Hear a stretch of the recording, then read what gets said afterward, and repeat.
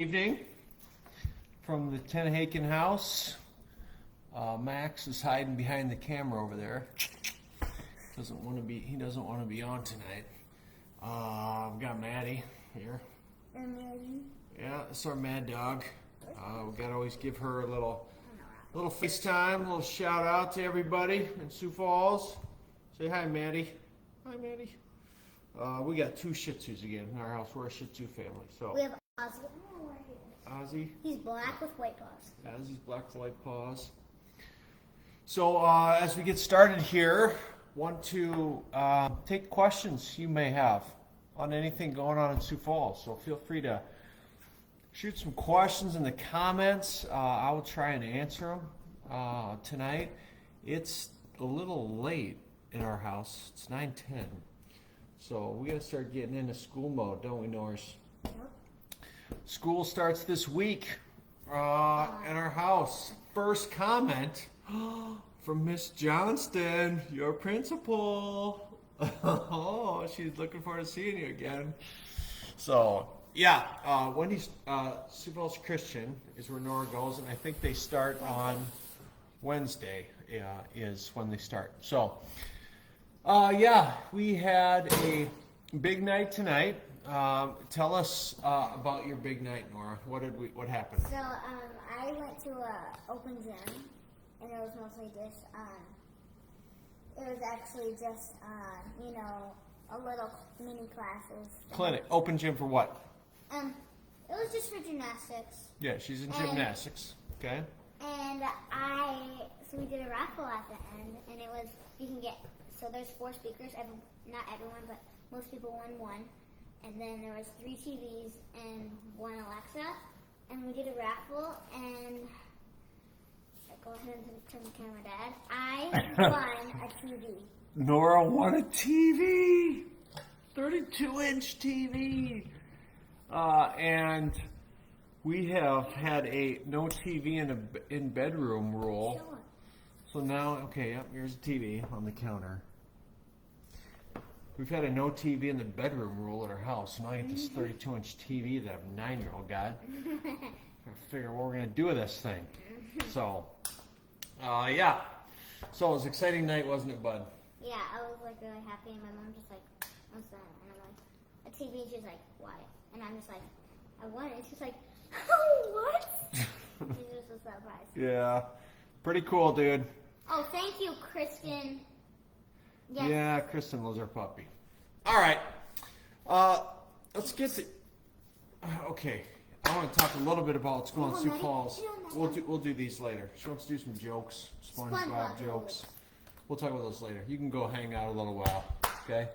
So I'm going to talk about some stuff going in Sioux Falls. All right. All right. See you, buddy.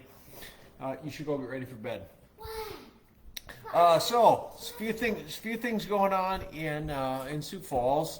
Obviously, getting towards the end of the summer, so our pools are slowly starting to close up. It always seems a little early, like when we close our pools. People ask about that. It's like, oh, it seems early to be closing pools. The challenge with that is the staff. We have a lot of high schoolers, a lot of college kids that staff our pools.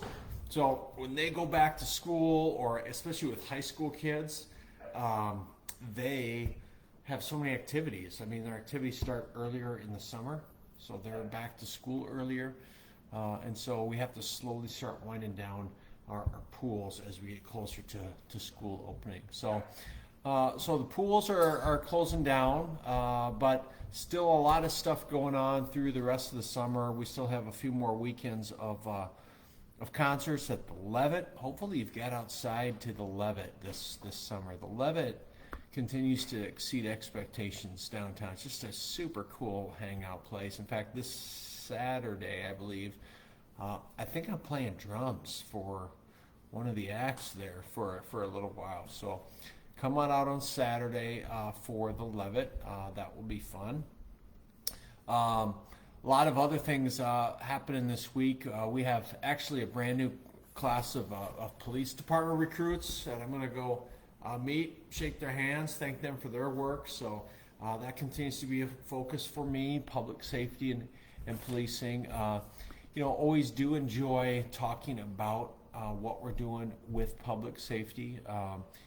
We've had a challenging last couple weeks with public safety. We had a shooting this past week that was difficult. It was one of our officers was involved in a shooting, and they handled it very professionally. It was a tough situation, and I think what we as residents can do is just make sure we're always thanking our officers for the work that they do, and then putting themselves in harm's way every day. So they deal with some very hard situations. If you've never done a ride along with a cop or a police officer, very eye-opening to do. So I enjoy doing those, and just seeing the work that they do, the people that they encounter, and it's challenging work. So crime continues to be a very important topic for me. You're going to see it in the city's budget presentation that we're bringing forward. We're asking for more officers and resources again for that. Our budget presentation also, kind of the theme that you've maybe heard if you've followed any of it in different media channels, is we're asking for 30 full-time employees to be added to the city this year. And that's a lot of people. 30 is a big addition to our staff. But we are growing at a pace that we've never experienced before. We have incredible amount of growth happening. We're already over $1.2 billion in building permits. Last year was a record-setting year of $1.1 billion for the whole year. We're over $1.2 billion already, so that's more permit text that we need to review plans. It's more wastewater needs. It's more library, public safety, road needs that we have to keep up with all this building. So there's a pretty intense building boom happening in Sioux Falls right now. With that just comes the challenges of growth. So we're asking for some staff in our budget. There's also been a little bit of chatter. I'm not going to talk about it a lot because it's going to be addressed in budget hearings, just about bikeability and walkability in our city. We invest a lot of money in our bike trail system and ensuring that all of our developments that we put in various parts of our community have trail access to them, from them, that there's a lot of times even walking paths within those developments. So bikeability and walkability for someone who's a cyclist and a runner is very important to me. But we also have to be realistic in that Sioux Falls is a climate where you only bike maybe 6 months out of the year. Now, some of the hardcore people will bike year-round, but the majority of this population is not a year-round biking population. What they are a year-round population, though, is users of our roads. So making sure that we can take care of our roads all 12 months out of the year is very important to me. It's probably the issue I hear about the most. So investing in our roads is very, very important to me. That will continue to be one of my biggest budget priorities in the years ahead, is roads and infrastructure. So you've seen it in this budget that we're proposing right now. You'll see it in future budgets from me. It'll sound like a broken record, but I remember someone telling me once a quote, as a mayor, your report card is the roads, and people drive on your report card every day. And so taking care of the roads to me is very, very important. Let me look at the comments, see if there's some questions that anyone might have. Just some general comments initially. Okay, I see Michelle, how do we join the Homeless Coalition? That task force is already set, and they are meeting and are going to be coming with some findings and recommendations at the end of the year. That's being led by our city council and some others that have been brought together. I think there's a lot of opinions and ideas on that topic. We're not short of any ideas and opinions. It's a very challenging issue. I have said all along, I always want to look at the root cause of homelessness, the root cause of panhandling, the root cause of some of these issues. And a lot of times it's not a money issue. There's maybe an addiction issue. There's possibly a mental health issue. That's why I'm passionate about things like the link, mental health, because I think those are very important to getting at some of the root causes of why do people need to panhandle? Why are they staying 2, 3, 4 months at our homeless shelters? And what is the challenges that they're facing beyond just not having a place to stay and live? And so we're going to continue to work through that. Another question, Ann, consideration for future light rail using the old rail space? The answer to that briefly will be no. And I say that because we aren't large enough yet to consider light rail, but I'll tell you that there has been even discussion about, can we build a rail system from even like the Premier Center downtown to connect our downtown to the Premier Center so people can park downtown, stay downtown, go to an event, come back downtown. Huge project, even just assembling the right of way and the ability to put in a rail connecting our downtown and our Premier Center. And it's also extremely expensive. I'm not going to share the number because you'll fall off your chair, but it's a very expensive ask. So not that we wouldn't look at that at some point in the future.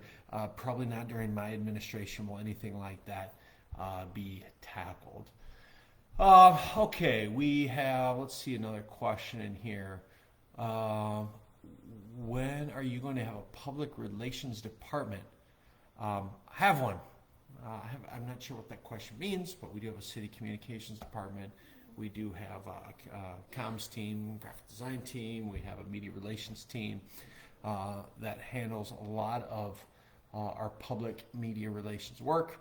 I do stuff like this on my own, however, a lot just to be transparent. And there's nobody feeding me what to say. This is just the gospel according to Paul, and I like to do these once in a while. Janice wants to make panhandling illegal. It's not illegal. It's protected by the First Amendment. So panhandling itself will never be illegal. So people who continue to ask me to do that and arrest people for panhandling and charge them and make it illegal, it's not an illegal act. So it's protected by the First Amendment, just like a lot of other things. It's free speech. So, and most of the time, people who do panhandle are panhandling in public right away. They're on the side of the road. That's the public's. It's not private property. That's what makes those circumstances challenging to figure out how to deal with them. So, continue to work through that though. So, always open to advice. Michael, what was it to see the damage from the derecho events you had this year? Yeah, you know what? We have a great emergency response team that has dealt with that. You know, the derecho events weren't as challenging as the tornado we had a few years ago, but damaging nonetheless. While the public only maybe sees a couple days of issues that come after like a derecho or weather event, we deal with it as a city for weeks and even months afterwards with dealing with FEMA and some of the cleanup efforts, and it derails some of our work from other city work that we had scheduled to do, so it backlogs other things. So there is a domino effect that tends to happen when we have some of those weather events. But overall, you'll still see a few stumps around. I see some when I was driving around even this weekend. For the most part, that's pretty done and all cleaned up. So not seeing a lot of other questions here, so I think I'll probably sign off. Just a reminder, you can always email mayor@siouxfalls.org if you ever have any questions or concerns. I don't typically respond to a lot of those myself. What I end up doing is I just triage those onto the right people in our city who know a lot more about whatever the issue is than I do. But I do respond to them once in a while. People will sometimes send me messages on Facebook here with questions. I have an autoresponder that just said, hey, I can't get back to everybody on Facebook, so shoot an email to mayor@siouxfalls.org. That's always a great way for me to try and stay in touch with people. Couple fun events before I sign off. Hope to see a lot of you at the Sioux Falls Half Marathon. As a reminder, maybe you saw this on my page this weekend, I am raising some dollars for that event. I'm going to have names printed on a shirt of people who have lost their life to suicide and mental health. And so if you make a donation to the 437, actually I have a shirt on, the 437 Project, I'm going to get names printed on a shirt. I'm going to run in those people's honor, and we're going to raise money for the Helpline Center, which is the benefactor of the 437 Project, to support the work they do.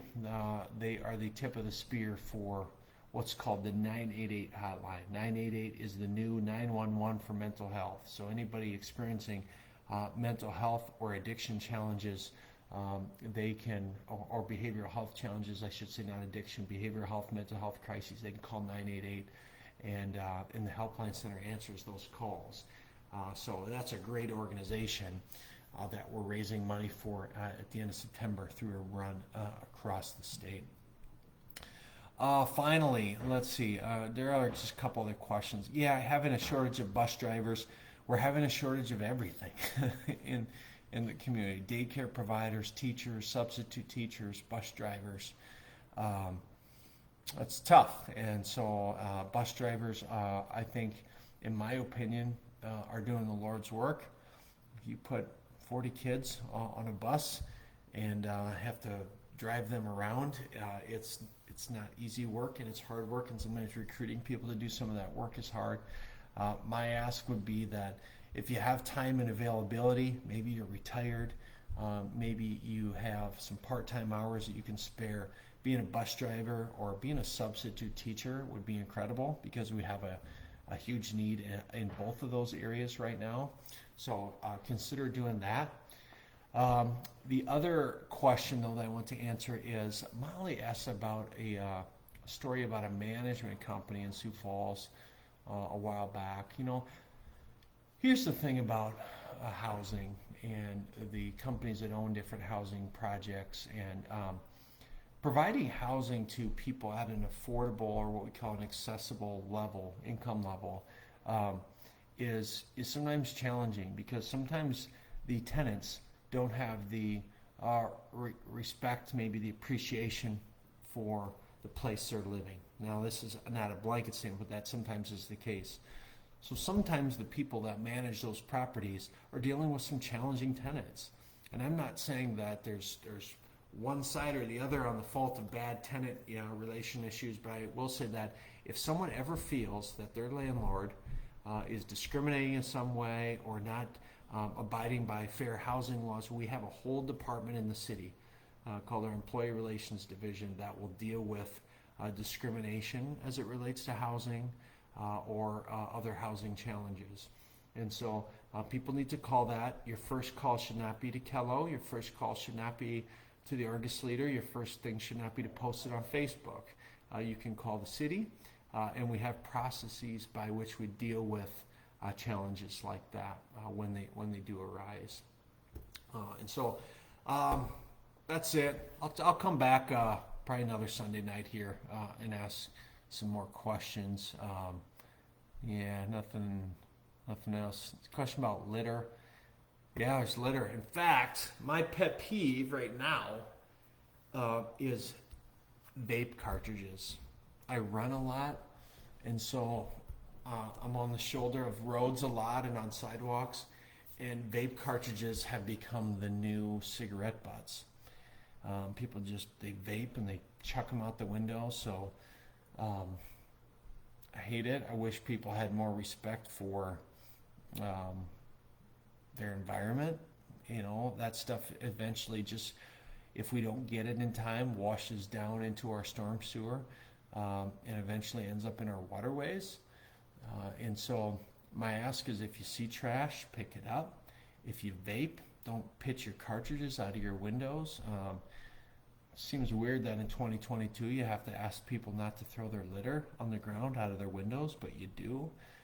And so we sweep our streets several times a year to make sure we're getting all the debris off the streets. But the wind events that we've had, especially if you remember how windy this spring was, it blew a lot of debris around from construction sites and other things. So the city holds folks accountable if there's construction sites or developers that haven't properly, tarped or secured some of their debris and some of their, construction materials. For the most part, our construction industry does a very good job with that. But trash gets out there, and so we want to keep our city clean. And so hopefully you're doing your part to help keep that clean as well. Oh, Whitney, let's see. I'm going to keep going here a little bit. Oh, Whitney. Oh, thanks for your nice comment, Whitney. Not a question, it's a comment. Yeah, Adam Weber, buddy. Any advice on how to run further than a mile without dying? Yes. Start with one step, brother. One step. Start with 100 yards, 200 yards, half a mile, mile. The journey of 1,000 miles begins with a single step. But in all seriousness, for me, running, and I think for a lot of people, running is very big for your mental health and your physical health. I think one of the things that really helps me run further is I get lost in podcasts. And it's funny that Adam asked this question because I listen to his podcast a lot when I run. And pretty soon I'll have a couple miles in and I won't even remember the struggle of the run because I'm absorbing good content and listening to some life lessons and stuff, which is always kind of fun. So keep going, buddy. You're going to nail it. Tom, how about having our city's flag painted on the side of the eyesore parking ramp? Tom, we're working on it, man, and I think there will be. It's not as easy as it may sound just to find someone to paint a big honking flag on the side of a ramp. So we're working with some artists to put some art on there. The challenging thing right now with that is we may have a developer who wants to take over that property sooner rather than later. So how much work and energy and dollars do you want to put into that? The key to remember about this ramp, folks, is that it is cash flowing. It's servicing its debt. There's 400 and some spots in it that are getting utilized. The ramp is serving as a ramp. It's not costing you, the taxpayer, a red cent, that ramp right now. So, yes, do we not like the way it looks? Sure. But will something be on it by the time I'm done in office? I'm very confident of that. So it's been a journey, man. It's been a journey to get to this point. So we're working on it. We actually just put blacktop. And we got these cool tables that we're going to be putting out there made out of wood spools where people will be hanging out there. We'll have some food trucks probably and stuff that will have regular times when they'll be out there. So we're working on it. We're making some lemonade out of the lemons, and it'll be a good project eventually. Some other questions. Why are one wheels banned from bike trails? We have a single class of e-bikes that's allowed on bike trails. Anything else with motors, you got to be really careful on our bike trail because that is not a motorized bike path. There's one class of bikes, of e-bikes that's allowed on that bike trail. Sometimes I see people on the bike trail with other scooters, electric scooters, things like that. Once you start to have more and more electronic motorized things on that bike path, one, it gets dangerous, two, it gets too congested, and three, it defeats the original purpose of the recreation trail, which is for exercise and recreation, not for motorized vehicles. And so we're pretty cautious about what we're going to allow on the bike. Are one wheels cool? Absolutely. So are mopeds. I love them, but we're probably never going to put them on our recreation trail. Lindsay, you're asking about panhandling. Rewind to the beginning, and we talked about it a lot. And so there's some more on there, including the fact why it's not legal to do and why you can't simply create a law against panhandling. If you could, every city in the country would probably do it because no one likes panhandling. But there's the root cause of why people are doing that. So we talked about that a little bit earlier. Okay, I think I covered most of these. Let me just do a quick run through here. Yeah, Janet, blah, blah, blah. Man, a lot of panhandling questions. Rewind to the beginning. Listen to that. Trust me, we're working on it. We're trying to figure out some solutions there. That's it. Man, 25 minutes in already. Wow. Have a blessed rest of your night. Get to bed.